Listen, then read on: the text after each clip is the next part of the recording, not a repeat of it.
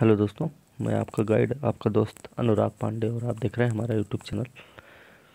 बिहार विशेष समसामयिक घटनाक्रम 2021 चल रहा है, जिसमें हम फरवरी, मार्च और अप्रैल, इधर अगस्त, सितंबर और अक्टूबर और नवंबर तक का कंप्लीट कर चुके हैं। आज हम मई, जून और जुलाई का देखेंगे करंट अफेयर, जो बिहार स्पेशल से संबंधित है और बिहार की आने वाली जो भी परीक्षाएं हैं उसमें कारगर साबित हो गई, स्पेशल के रूप में, स्पेशल करंट अफेयर के रूप में। ठीक है।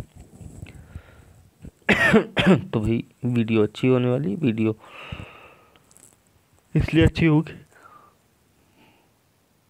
क्योंकि आपकी परीक्षा में पूछे जाने वाले प्रश्न जो होंगे वो यहाँ से मिलेंगे और अच्छा खासा बेनिफिट मिलेगा आपको। ग्रेड अप का कंटेंट है ये, सबसे पहली बात तो। ठीक है, इसलिए और भी अच्छा है क्योंकि यूपी पीसीएस में अच्छे खासे प्रश्न आए थे। जो भी स्पेशल के प्रश्न पूछे गए थे यूपी पीसीएस में, वो यहाँ से मिले थे। बहुत बाकी कोचिंग वाले, बहुत सारी कोचिंग वालों ने बोला कि हमारे कंटेंट में ये, हमारे कंटेंट में वो रहा। वो सब बोलने की बातें हैं कि 200 पेज का दे दिए, है ना, 200 पेज का दे दिए, उसमें से 4 प्रश्न मिल गया तो बोल ही देंगे और मिल ही जाएगा, फिर तो उसमें कौन सी बड़ी बात है ना।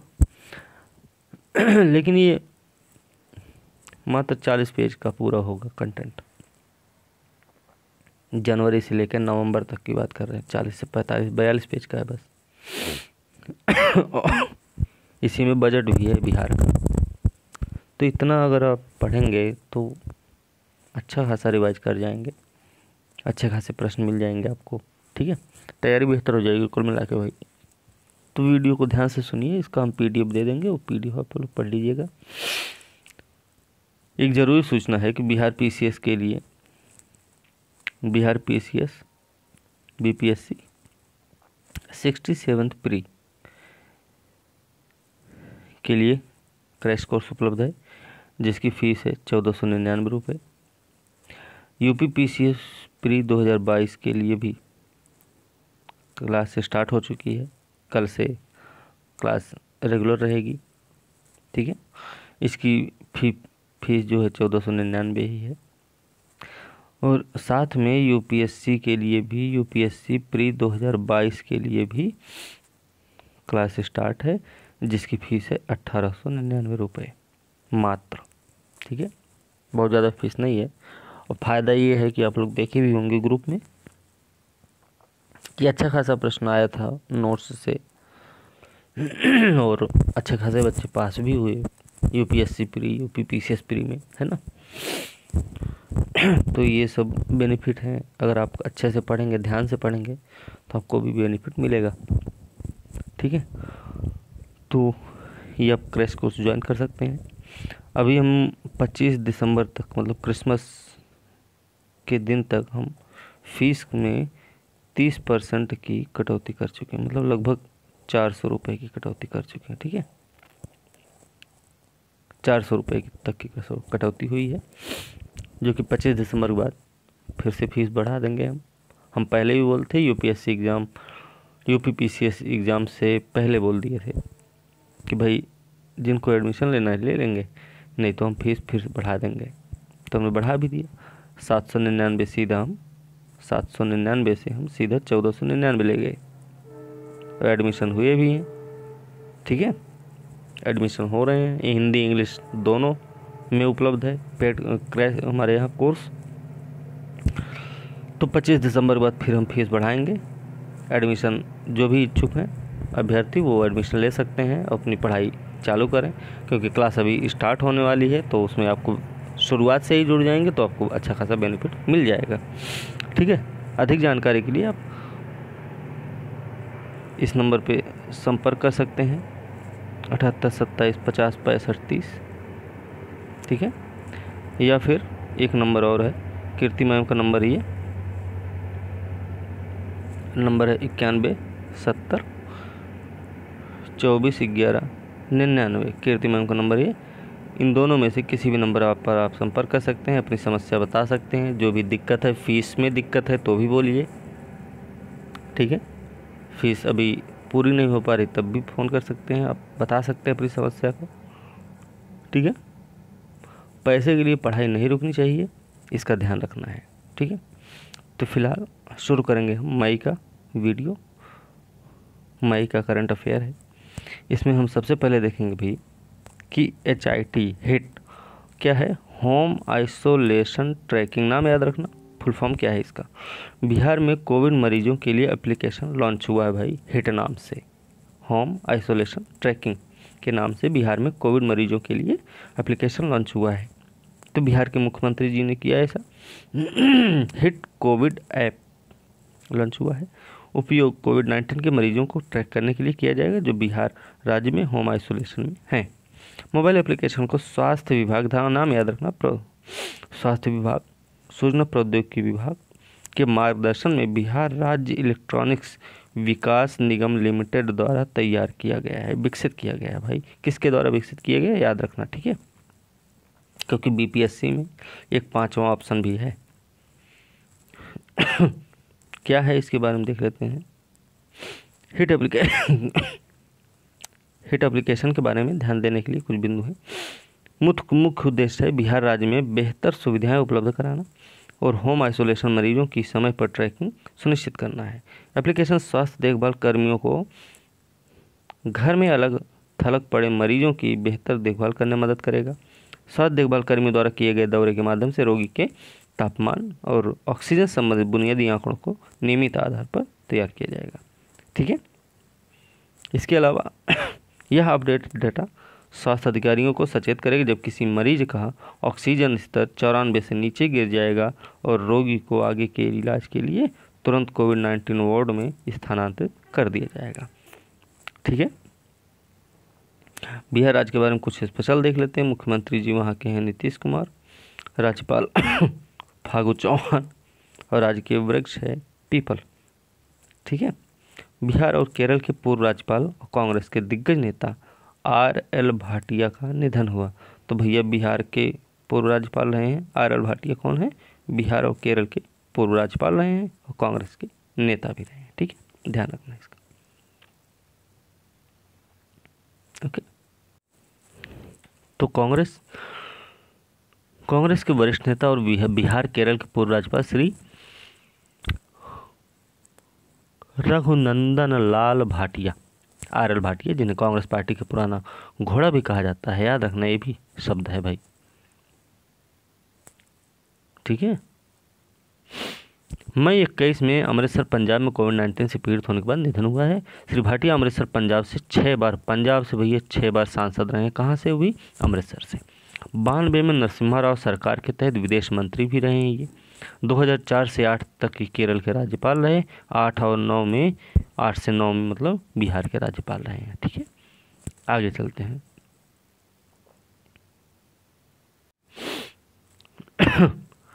राजस्थान के पूर्व मुख्यमंत्री जगन्नाथ पहाड़िया, जो बिहार के पूर्व राज्यपाल भी थे, उनका निधन हुआ है। राजस्थान के पूर्व मुख्यमंत्री रहे हैं, बिहार के पूर्व राज्यपाल रहे हैं। याद रखना नाम इनका। 5 जनवरी 1932 को इनका जन्म हुआ। भुसावर राजस्थान में हुआ था इनका जन्म। 89 वर्ष की आयु में निधन हुआ। 4 बार सांसद रहे भैया। राजस्थान के पहले दलित मुख्यमंत्री भी रहे हैं। राजस्थान के पहले दलित मुख्यमंत्री रहे ये। ठीक है, 2009 से 14 तक हरियाणा के राज्यपाल रहे और 89-90 तक बिहार के राज्यपाल रहे हैं। ठीक है, पद्मश्री वैमानिकी वैज्ञानिक मानस बिहारी वर्मा का निधन हुआ है। पद्मश्री से सम्मानित हैं प्रमुख वैमानिकी वैज्ञानिक मानस बिहारी वर्मा का 77 वर्ष की आयु में निधन हुआ। वो बिहार में दरभंगा में, वो भी। ठीक है, दरभंगा याद रखना। इनका जन्म हुआ था 29 जुलाई 1943 को। बिहार के दरभंगा में ही जन्म हुआ था इनका। ठीक है, भारत के पूर्व राष्ट्रपति APJ अब्दुल कलाम के करीबी सहयोगी के रूप में 35 से अधिक वर्षों तक रक्षा अनुसंधान विकास संगठन में काम किए थे, DRDO में। उन्होंने भारत के हल्के लड़ाकू विमान तेजस के विकास में प्रमुख भूमिका भी निभाई थी। ये भी ध्यान रखने की बात है। 2010 में मोबाइल साइंस लेबोरेटरी को गति देने के लिए भी जिम्मेदार रहे। पूर्व राष्ट्रपति APJ अब्दुल कलाम का एक ड्रीम प्रोजेक्ट था ये मोबाइल साइंस लेबोरेटरी। उन्होंने अपने करियर में कई सम्मान पुरस्कार प्राप्त किए हैं। 2001 में DRDO के वर्ष के वैज्ञानिक पुरस्कार, 2004 में DRDO प्रौद्योगिकी नेतृत्व पुरस्कार इनको प्राप्त हुआ है। तो ये ध्यान रखने की जरूरत है। आगे है वैमानिकी इंजीनियरिंग के क्षेत्र में उनके उत्कृष्ट योगदान के लिए 2018 में पद्म श्री भी दिया गया है। ठीक है। त्रिपुरारी शरण IAS बिहार के नए मुख्य सचिव बने हैं भाई। त्रिपुरारी शरण IAS हैं, बिहार के नए मुख्य सचिव बने। बिहार के पूर्व मुख्य सचिव श्री अरुण कुमार सिंह का निधन हुआ है। इनके बाद वरिष्ठ IAS अधिकारी हैं त्रिपुरारी शरण को बिहार राज्य का नया मुख्य सचिव नियुक्त किया गया। एक सरकारी अधिसूचना के अनुसार बताएं कि उनका कार्यकाल सिर्फ 2 महीने की संक्षिप्त अवधि के लिए ही रहेगा। तो मई की बात हम कर रहे हैं, तो जून जुलाई तक रहे हैं। ठीक है। अगस्त वाले में हम पढ़े होंगे तो कुछ और हो, किसी और का नाम हुआ होगा। 85 बैच के IAS अधिकारी भैया याद रखना 30 जून को सेवानिवृत्त होंगे। वह राजस्व परिषद के अध्यक्ष की जिम्मेदारी संभाल रहे हैं। राजस्व परिषद के अध्यक्ष की जिम्मेदारी। सामान्य प्रशासन विभाग द्वारा जारी अधिसूचना के अनुसार संजीव कुमार सिन्हा 86 बैच के जो राजस्व परिषद में श्री शरण की जगह लेंगे। राजस्व परिषद में थे ना ये अध्यक्ष, तो अब ये जब मुख्य सचिव बन रहे हैं तो इनकी जगह कौन आ रहा है भाई? संजीव कुमार सिन्हा आ रहे हैं। ठीक है। मधेपुरा लोकोमोटिव मैन्युफैक्चरिंग प्लांट में से 100वां इलेक्ट्रिक लोकोमोटिव तैयार हुआ है। एक फ्रांसीसी रोलिंग स्टॉक निर्माता एल्स्टॉम, याद रखना एल्स्टॉम नाम है भाई, ने अपना 100वां इलेक्ट्रिक लोकोमोटिव निर्मित करके भारतीय रेलवे को वितरित किया है। ठीक है। ये हमें याद रखने की ज़रूरत है। ठीक है। कौन सा नंबर है याद रखना, कौन सी कंपनी है याद रखना।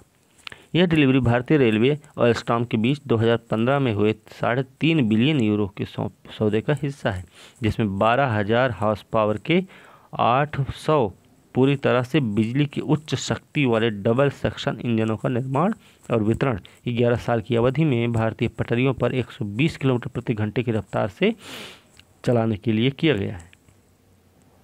12,000 हॉर्स पावर का है 800। यह सौदा रेलवे क्षेत्र में सबसे बड़ा प्रत्यक्ष विदेशी निवेश है। एल्स्टॉम नाम याद रखना, फ्रांस की कंपनी, रोलिंग स्टॉक निर्माता कंपनी है। लोकोमोटिव को बिहार के मधेपुरा जिले में भारत के सबसे बड़े एकीकृत ग्रीनफील्ड निर्माण संयंत्र में निर्मित किया गया है, मधेपुरा में। इस विकास के बाद भारत ने दुनिया भर के उन 6 देशों में भैया अपनी जगह बनाई कि और जो स्वदेशी रूप से ऐसे उच्च शक्ति वाले इलेक्ट्रिक इंजन का उत्पादन करते हैं। ठीक है। अब हम आते हैं, ये हो गया मई का, ओके। अब चलते हैं जून पर। जून पे देखते हैं भाई जून में क्या क्या है। तो जून में देखिए बिहार और 9 अन्य राज्यों के लिए वन क्षेत्र के लिए लिडार सर्वे जारी हुआ है। लिडार सर्वे, ठीक है। बिहार और अन्य 9 राज्य हैं, तो अभी देख लेंगे कौन कौन से भाई।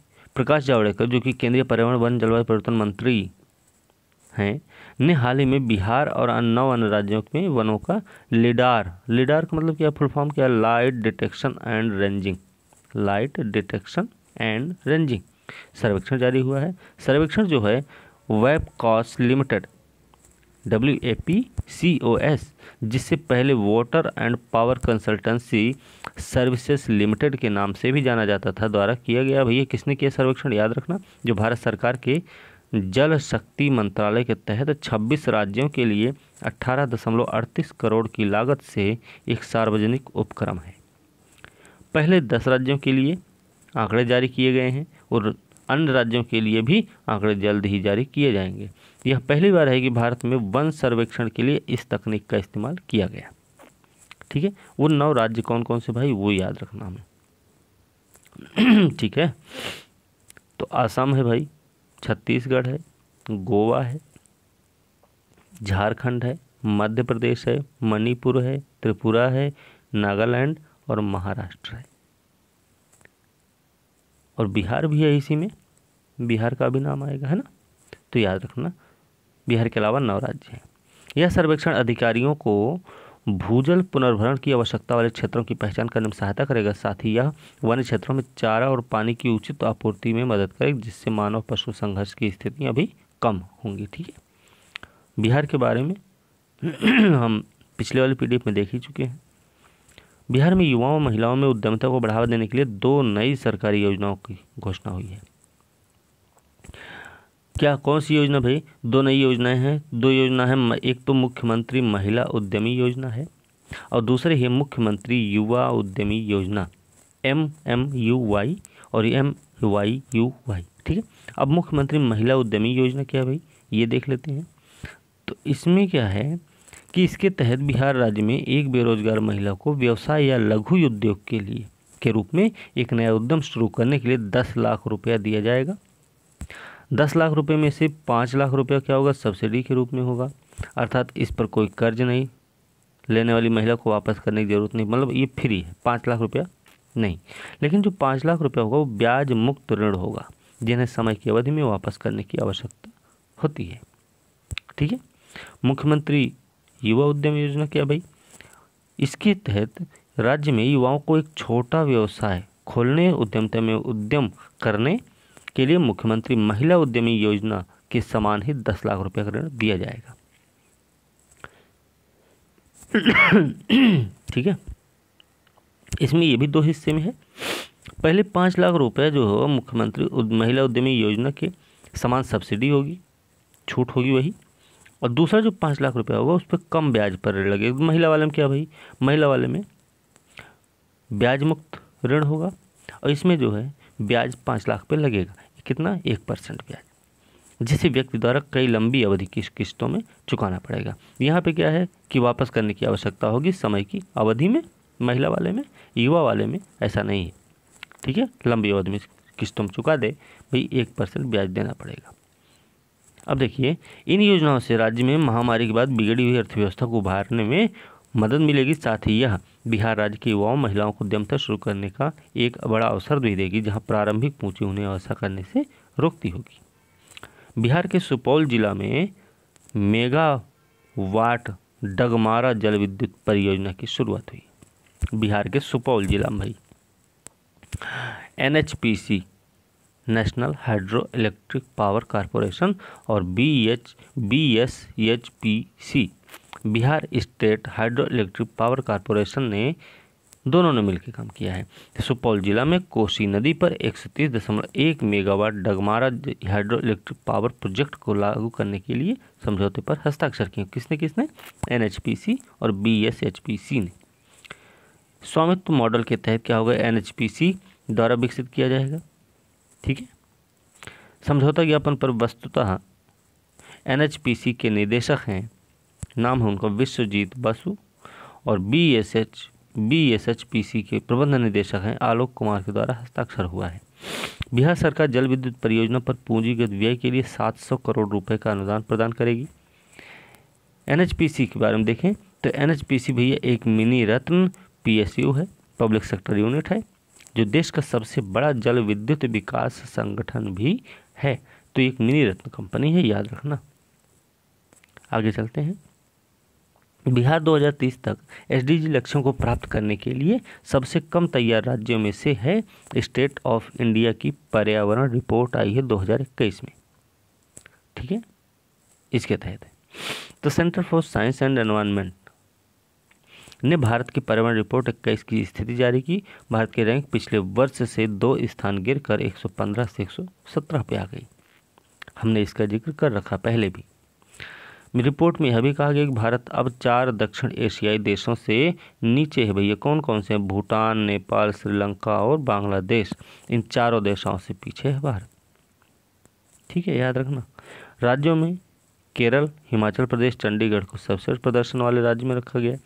SDG लक्ष्यों को प्राप्त करने की सबसे अधिक संभावना जो है वो यहीं पे है। ठीक है, लेकिन बिहार है, झारखंड जो 2030 तक SDG को प्राप्त करने के लिए हैं, उसमें सबसे कम तैयार राज्य हैं बिहार और झारखंड। दोनों राज्य 17 SDG में से SDG 5 और 7 में पिछड़ चुके हैं। 5 और 7 क्या है, अब ये आपको बताना है। ठीक है, ये प्रश्न है आपके लिए। सेंटर फॉर साइंस एनवायरनमेंट क्या भाई? यह नई दिल्ली में स्थित है। जनहित अनुसंधान वकालत संगठन है। CSE सतत न्याय संगत दोनों तरह के विकास को अति आवश्यकता पर शोध करता है और उसकी पैरवी करता है और उसे संप्रेषित भी करता है। इसके संस्थापक भैया अनिल कुमार अग्रवाल, सुनीता नारायण जो हैं इसकी महानिदेशक भी हैं। ठीक है, चलिए आगे देखते हैं। आगे है नीति आयोग का एसडीजी इंडिया सूचकांक जारी हुआ है, तो इसमें देख लें क्या क्या है भाई। तो नीति आयोग जो national institute for transforming India, इसका फुल फॉर्म याद रखना भाई, पूछा जाता है। एसडीजी इंडिया इंडेक्स रिपोर्ट का तीसरा संस्करण आया है। ठीक है, इसे नीति आयोग के वाइस चेयरमैन राजीव कुमार ने लॉन्च किया। शीर्षक क्या है रिपोर्ट का, नीति आयोग के द्वारा जो जारी किया गया, SDG India index and dashboard 2021 partnerships in the decade on off action, ये इसका शीर्षक है। ठीक है, सूचकांक को भारत में सांख्यिकी कार्यक्रम कार्यान्वयन मंत्रालय और विभिन्न संयुक्त राष्ट्र एजेंसियों के सहयोग से नीति आयोग द्वारा डिजाइन और विकसित किया गया है। ध्यान रखना किसके किसके द्वारा हुआ है। राज्य रैंकिंग में देखें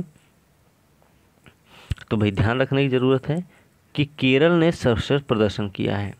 ठीक है, अपनी स्थिति बरकरार रखी। बिहार राज्य में सबसे खराब प्रदर्शन करने वाला घोषित किया गया है। ठीक है, चलिए आगे है केंद्र शासित प्रदेश में देखें तो चंडीगढ़ भाई ये सर्वोपरि है।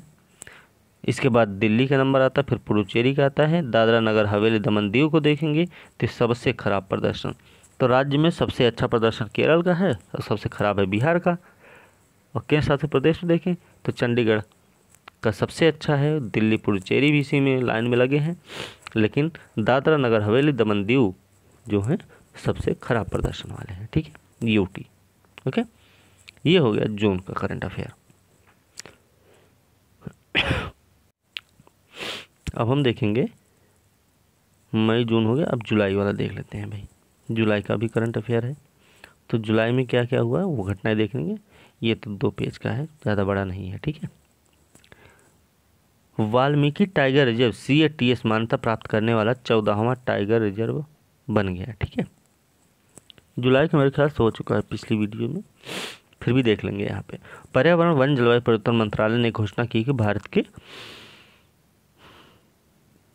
14 टाइगर रिजर्व को कंजर्वेशन एश्योर्ड टाइगर स्टैंडर्ड्स से मान्यता प्राप्त हो गई है। टाइगर रिजर्व निम्नलिखित राज्यों में स्थित हैं, जैसे आसाम में भैया 3 है, मध्य प्रदेश में 2 है, तमिलनाडु में 2 है, महाराष्ट्र में 1 है, बिहार में 1, उत्तर प्रदेश में 1, पश्चिम बंगाल में 1, केरल और कर्नाटक में भी 1 है। तो सबसे ज़्यादा आसाम में है, उसके बाद मध्य प्रदेश का नंबर आता है, फिर तमिलनाडु है। ठीक है, पहले नंबर पर आसाम है। ठीक है, वाल्मीकि टाइगर रिजर्व जो बिहार के पश्चिमी चंपारण में स्थित, ये प्रश्न पूछा गया था कहाँ पे है।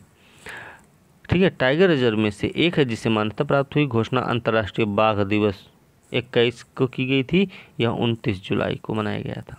अंतर्राष्ट्रीय बाघ दिवस कब मनाया जाता है तो याद रखना भाई 29 जुलाई को मनाया जाता है। ठीक है, टाइगर रिजर्व की घोषणा के साथ ही केंद्रीय पर्यावरण वन जलवायु परिवर्तन मंत्री हैं भूपेंद्र सिंह जी ने रिपोर्ट दी। तेंदुआ सह शिकारियों पूर्ण शाकाहारियों, क्या है, तेंदुओं सह शिकारियों पूर्ण शाकाहारियों की 2018 की स्थिति और स्ट्रिप्स की विशेष संस्करण भी जारी किया, जो कि राष्ट्रीय बाघ संरक्षण प्राधिकरण का त्रैमासिक समाचार पत्र है। याद रखना स्ट्राइप्स जो है और ये दोनों त्रैमासिक पत्र क्या है, समाचार पत्र हैं। संबंधित समाचारों में असम में बाघों की आबादी हो गई 2018 में 159 थी, ये बढ़ गई 200। 21 में काजीरंगा में 121 बाघ हैं, मानस में 48, औरंग में 28 और नामेरी में 3 है। ये सब असम के हैं, आसाम के। ठीक है, पटना उन 10 शहरों में शामिल हुआ जहां सामाजिक न्याय पर्यावरण मंत्रालय की स्माइल योजना लागू की जाएगी। ठीक है, 10 शहरों में पटना भी शामिल हो गया है। तो सामाजिक न्याय पर्यावरण मंत्रालय ने क्या किया, देश में भिखारियों के कल्याण के लिए एक योजना की घोषणा की, स्माइल। देश में लाखों भिखारियों को सहायता कल्याण प्रदान करने के लिए आजीविका और उद्यम योजना के लिए सीमांत व्यक्तियों के लिए सहायता शुरू की गई है। योजना का मुख्य उद्देश्य क्या है, योजना का मुख्य उद्देश्य होगा भाई कि पुनर्वास, परामर्श, बुनियादी दस्तावेज, चिकित्सा आवश्यकता, पहचान, शिक्षा आदि होगा। यह योजना अपने लक्ष्यों को प्राप्त करने के लिए स्थानीय निकाय, गैर सरकारी संगठन, समुदाय आधारित संगठन, संस्थान और अन्य को अपने साथ शामिल करेगी। तो हमें ये भी बात याद रखनी है यहाँ पर, ठीक है। आगे है कि राज्य संघ राज्य क्षेत्र जो हैं सरकारों स्थानीय निकायों द्वारा बनाए गए मौजूदा आश्रय गृहों का उपयोग भिखारियों के पुनर्वास के लिए किया जाएगा। उन क्षेत्रों में जहां कोई मौजूदा आश्रय गृह उपलब्ध नहीं है, संबंधित एजेंसियां भिखारियों के पुनर्वास के लिए नए आश्रय गृह विकसित करेंगी। जहां पर नहीं वहां विकसित किया जाएगा और जहां पर है वहां व्यवस्था होगी। पायलट प्रोजेक्ट के तहत यह योजना निम्नलिखित 10 शहरों में चलेगी भाई। तो 10 शहर हैं कौन कौन से? तो भैया दिल्ली है एक, तो बेंगलुरु है कर्नाटक की राजधानी, चेन्नई तमिलनाडु की राजधानी, हैदराबाद तेलंगाना की राजधानी, इंदौर मध्य प्रदेश में है, मध्य प्रदेश राजधानी नहीं है लेकिन वहीं का है, ठीक है। लखनऊ उत्तर प्रदेश की राजधानी, मुंबई महाराष्ट्र की राजधानी, नागपुर महाराष्ट्र में ही है, पटना में बिहार की और अहमदाबाद गुजरात में। याद रखना यहाँ पे कि महाराष्ट्र में 2 हैं जहाँ पे ये योजना लागू हो रही, ठीक है, स्माइल वाली। बिहार के जयनगर से नेपाल के कुर्था के बीच पहला ट्रेन परिचालन परीक्षण सफलतापूर्वक आयोजित किया गया।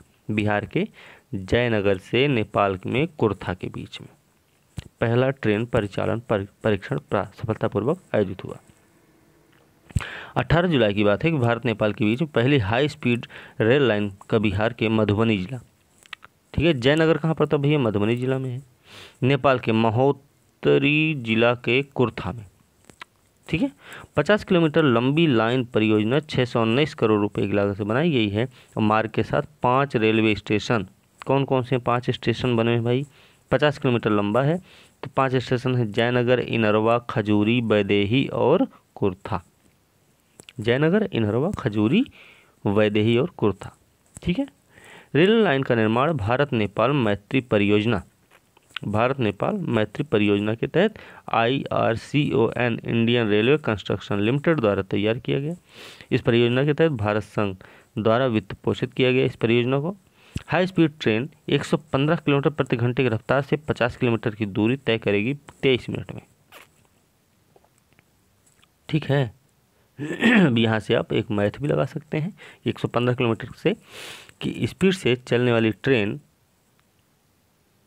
अगर मान लीजिए 10 मिनट लेट छूटती है या 10 मिनट उसको रास्ते में लेट हो जाए तो वो 50 किलोमीटर दूरी कितनी देर में तय करेगी। इस तरीके से सवाल बना लीजिए आप लोग।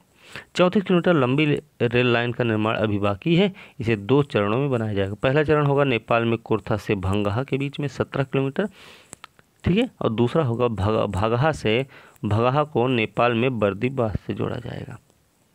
ओके, ये बात हमें ध्यान रखनी है, पहला और दूसरा चरण कहाँ से है।